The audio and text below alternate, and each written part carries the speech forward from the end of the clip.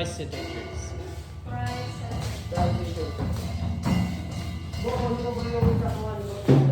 Sir, dito tayo ngayon sa Assemblies of God, dito sa Christ Center Church, Buena Suerte, El Nido, Palawan. So, kasama natin yan, sila Pastor Christopher, yan. Kasama rin natin si Israel, yan, si Israel.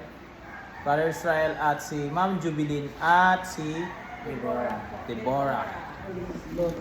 Yung EFCB.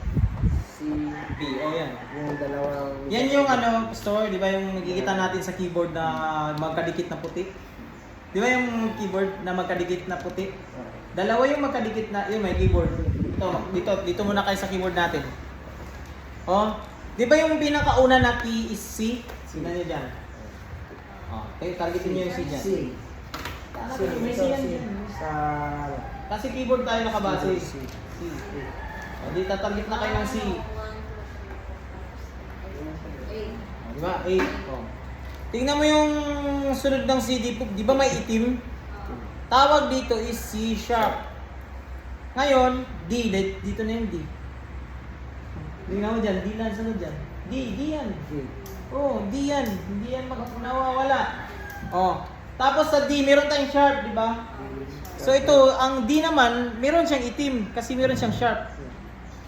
Pag sunod ng D sharp is ano? E, di ba? Pansinin mo dito sa E, walang itim sa gitna. Dalawa silang magkadikit. F ang sunod. Tingnan mo dyan. Magkasunod. Ngayon, dito na tayo sa F. Ang F na naman, dito sa taas niya, meron na namang itim. Kasi meron sharp. Tapos, sunod G. Ang G mayroong sharp. Ito rin, may itim din dito. Ngayon, A. Tapos meron namang A sharp. Tapos ito B. Ito na.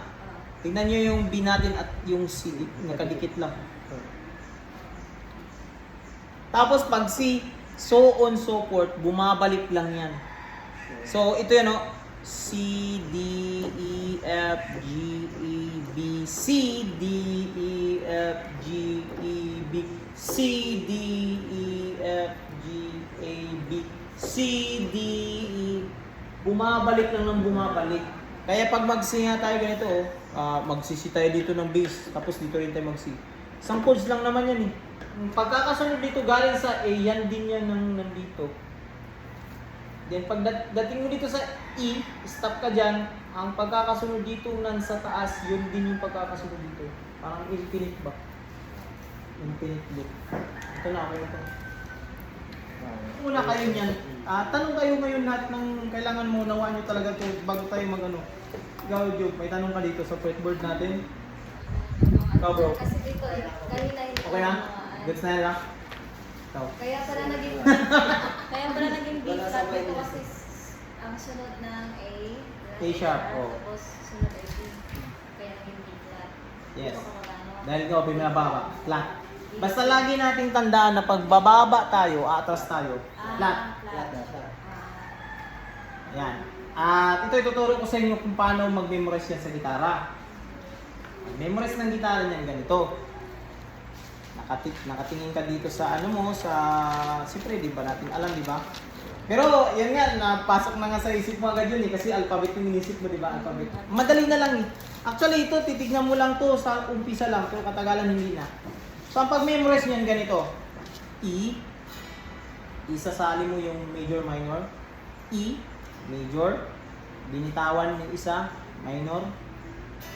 Ngayon, first fret, sabi mo talaga, bigkas yan, hindi yung sa isip lang. First fret, F major, tinanggal yung gitna, F minor.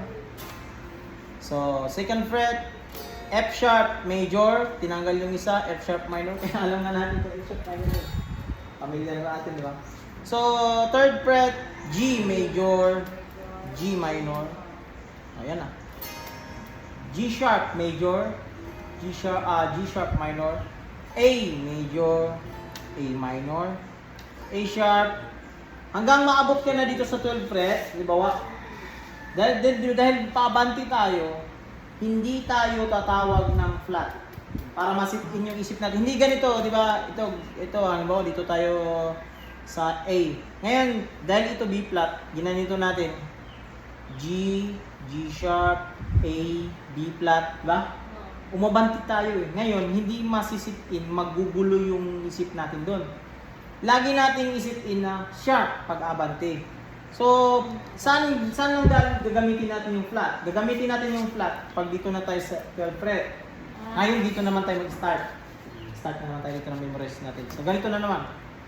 E, E flat. Di ba? Mas madali na lang intindihan. D, D flat. C, B, B flat. A flat. G, G flat. F, E. Madali na lang maintindihan.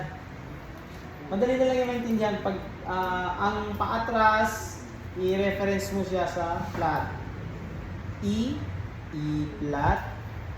So, susunod niya is D na, D. Kasi paatras na tayo yung ano natin, D. Yung D, meron siyang flat. So, D, E flat. C, B, kasi walang C flat. D ang sunod niya. B, B flat. A flat. G, G flat. F, E. Oh, yan lang. At gagawin mo yan sa loob ng 20 minutos lang ang pag-memorize niyan. Hindi ka lalagpas. 20 minutos lang pinakamaganda na yan. Hindi yan nakakaabala sa gawaing bahay natin. Hindi yan nakaka-disturbo. Hindi yan nakakaagaw ng atensyon. Art music! Yan! Woo!